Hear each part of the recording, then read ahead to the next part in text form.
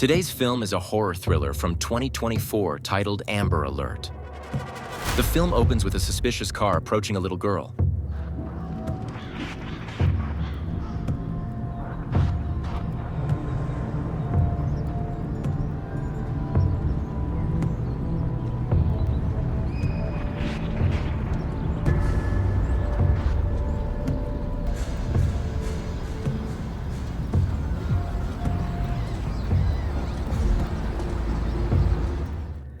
Luckily, her neighbor calls her back before something worse happens.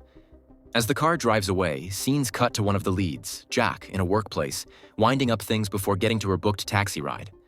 Unluckily, she exhausts the time window, so the taxi drives away. Jack tries to hail another cab by tempting the driver to reward him with a big tip. Subsequently, a single mother named Monica is spotted in a park with her mother, Gail.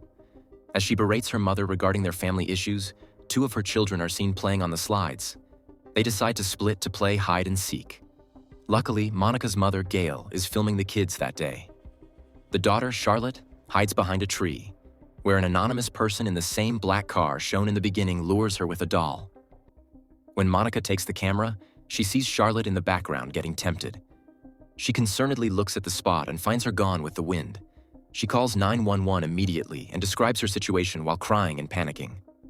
The operator forwards this case to her superior, Sergeant Casey. After describing the car, she suggests issuing an Amber Alert, which is a public notification system to gather information from the public about missing kids that are in imminent danger. Casey believes this might slow them down and devastatingly tells Monica they can't do anything unless she remembers the car's plate number. She disappointingly hangs up. On the other side of the story, the driver agrees to give Jack a ride to Middletown. Through communicating, they both find out they're heading to Middletown for a blind date and begin wondering if they are each other's date. Back to the plotline, Monica reaches the station and shows Casey the video, hoping it might help them. After some critical thinking, Casey decides to issue an Amber Alert after all. He puts the same operator that took Monica's call to take calls from the public regarding Charlotte's last whereabouts. On the side plot, Jack and her taxi driver Shane soon receive the Amber Alert with Charlotte's picture next to the black car she was abducted in. Monica's phone starts buzzing as all her contacts text her out of sheer concern. The operator Cece also starts taking calls from potential witnesses of the black car. Not long after, Jack spots the same black car ahead of them. While Shane is skeptical due to the number plate situation, Jack is convinced that it's the same car. She immediately calls the number on the Amber Alert but gets put on hold due to the traffic on Cece's calls. Minutes later, she gets patched with Cece and gets to help her with the black car's location. Soon, the red light comes, and the black car is forced to stop. Shane stops in the lane next to the car so he and Jack can take a peek inside. Unfortunately, Charlotte's Amber Alert is displayed on the signals, which forces the car to break the signals and speed away. Jack forces Shane to follow the car, which stops by a gas station, and we witness a man heading to the station's shop with a gun. Shane is unsure about the car, so Jack ends the ride to investigate on her own. Shane exchanges numbers and stays on a secret call with her as she approaches the car. Hey, you there? It's gonna be nothing, I know. But I wouldn't be able to sleep tonight wondering what if. Oh, good. Selfish reason. I was beginning to put you on. Meanwhile, Casey and Cece find a promising lead when a caller confirms they saw Charlotte in the car and gives them its plate number. Jack also discovers the unconscious Charlotte inside the car. Something. A little bit on the other side. Wait. Hey, I listen, think the just... window's cracked. You don't have to do it. Hold on. All right, what if he comes back out? She's not gonna be Hey, here. Rick, he's coming back. Just walk out. Shane is her lookout, who gives her a heads up before the driver arrives. She quickly tosses one of her Bluetooth-connected earbuds in the car while staying on call with Shane. She gets back with him and follows him closely so the Bluetooth connection stays strong and they can eavesdrop on the driver. They hear the driver talk about a certain phone number and address, so Jack quickly notes it down. Back in the police station, Casey assures Monica they have a big lead on her daughter and that they would update the Amber Alert soon. Meanwhile, Shane and Jack properly introduce themselves. Shane keeps getting bothered by an angry ex-wife, so Jack hangs up on her call to secure hers and watch the suspicious driver pull up. To cloak themselves, Jack and Shane pretend to have an issue with their car's engine, but the man detects their lie right away and bluntly asks if they're following him because of the Amber Alert. He quickly stirs up a story about the unconscious girl in his back seat being his daughter, whom he's taking to Tennessee because of her heart condition. Shane assumes the little girl must be unconscious because of her arrhythmia. Furthermore, the man offers to wake his daughter up so they can be assured she's not an abducted child.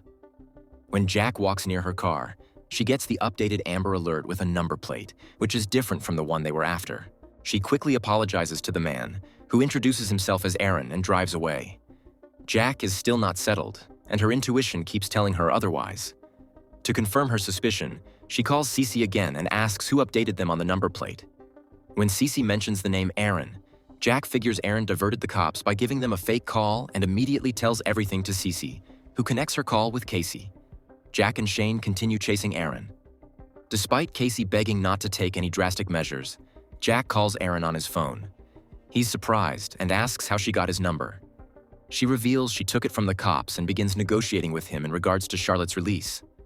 She also lets him know she's told the cops about him. Aaron tells Jack to get off his back, or else he'll push Charlotte out of the car. Jack doesn't buy his bluff and keeps bothering him until he does throw Charlotte off the car. Highly concerned, Shane stops the car immediately to check up on Charlotte. Thankfully, it turns out to be the child-sized doll he probably lured Charlotte with. The chase ends with all the leads gone. Monica gets updated on the kidnapper, and Casey calls Jack to tell her they couldn't trace her call with Aaron because Aaron was using Wi-Fi. He further disappoints her by mentioning he found no social security number on Aaron's number that she gave him. Simultaneously, Jack recalls the eavesdropping part and figures it's Aaron's birthday today, and he was probably calling a pharmacy due to his own arrhythmia. Casey makes sure he gets in touch with every pharmacy since it's confirmed he will be picking up his arrhythmia meds. On the other hand, Shane gets a call from his son, who misses him. Shane apologizes for not giving him time because of his involvement in the Amber Alert. Shortly after, Cece makes calls and finds out the pharmacy where Aaron called for his meds. She finds out Aaron was his alias and his real name is William. She also gets his address from the pharmacy. When Monica is updated on the address, she suggests Jack and Shane should follow William. Casey takes it upon himself since the man's armed with a gun and their informants, Jack and Shane, aren't. Simultaneously, Monica quickly takes a picture of the address information.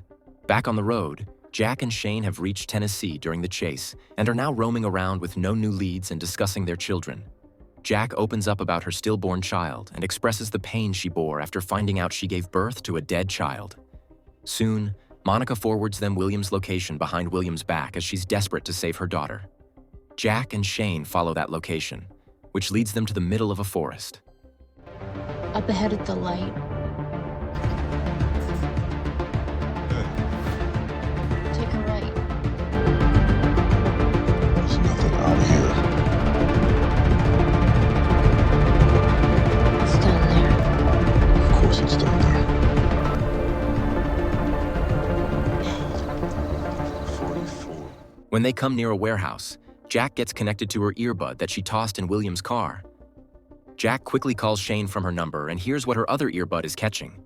She hears William terrorizing the little Charlotte. Princess, as I have got her inside a princess room, all pink, a dollhouse, a giant bed. Oh my goodness, the bed. I want my mommy. Shane quickly cuts the call and contacts William, posing as his pharmacist. He confirms to William that he has his medicine ready and that he should pick it up anytime soon. It doesn't take long for William to head out on his bike for his medication, oblivious to the trap he's been caught up in. Now, Jack and Shane break into the house to find Charlotte. They observe the house is a mess, so they split up. Shane looks in the bathroom and finds nothing promising. Meanwhile, Jack finds a photo book with the label Olympia. Inside the book are the photos of a little girl tied to his bed. Jack's grounds are shaken when she discovers an entire shelf full of those photo books, each representing his victims so far. Side by side, Shane finds a gun and some bullets. He loads the gun and unites with Jack to enter a room that William has turned soundproof by cushioning the walls with mattresses. In that specific room, they discover the basement door and decide to head there. They discover the scared Charlotte caged and soaked in her tears down in the basement.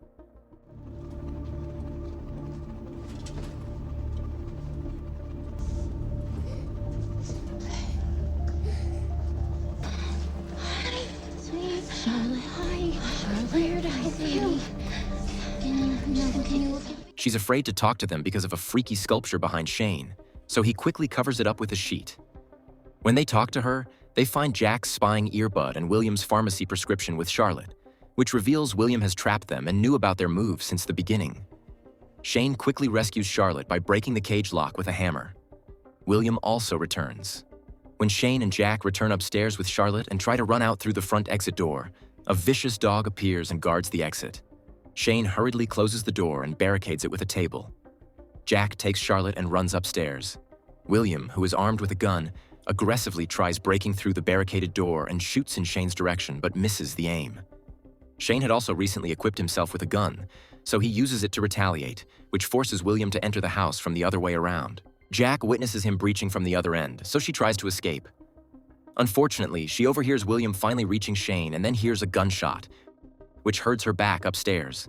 She takes hiding with Charlotte in a room, which looks like the one William ties up all his victims in.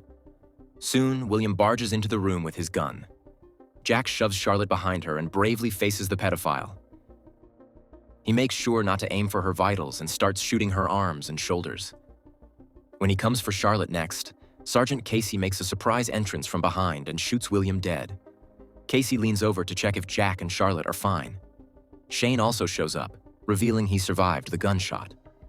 As Shane and Jack receive medical attention, the scratchless Charlotte unites with her mother. In the post-credit scenes, it is revealed that the Amber Alert was a notification system first optimized in 1996, when a little girl named Amber got abducted. Since that day, the cops have rescued over 1,300 children using Amber Alert. Here, the film ends. Thanks for watching. Please don't forget to like and subscribe for more awesome recaps.